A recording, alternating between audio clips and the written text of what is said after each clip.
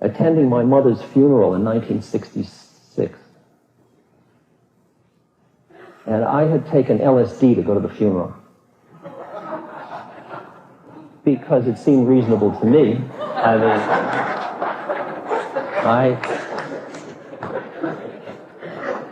I wanted to enjoy the funeral. I wanted to be with her. And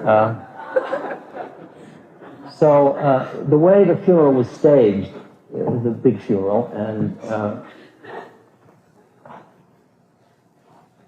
there were some extraordinary moments in the funeral. I'll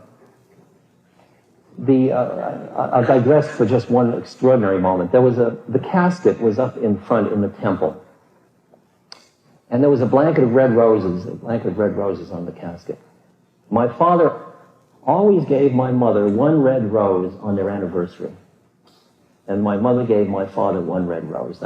They had been doing that for 40-odd years.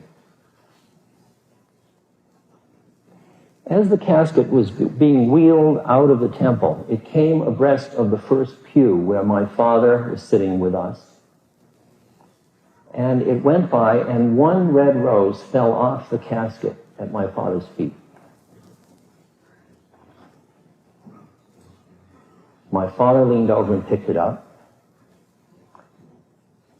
We all went out and we got into the big black Cadillac, and everybody came up to the window and said their thing.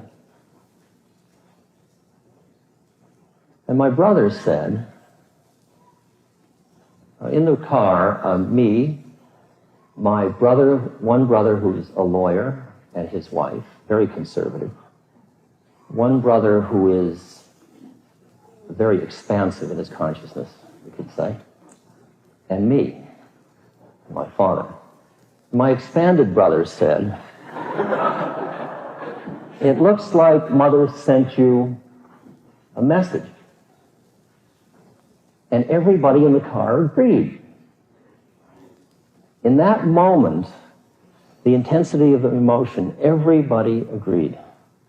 They all, in a way, rose up out of themselves. At any other time, 3/4 of that audience would have said, what are you, out of your mind? It was just an error, the rose fell off. Immediately, we had to preserve the rose, call places to get a glass thing to hold it. And then as the years went by, it turned brown because the process didn't work. And then, of course, we didn't know what to do with this kind of dark, dirty water. And it went into the garage and behind a box, and I found it. And I thought, there's the last message.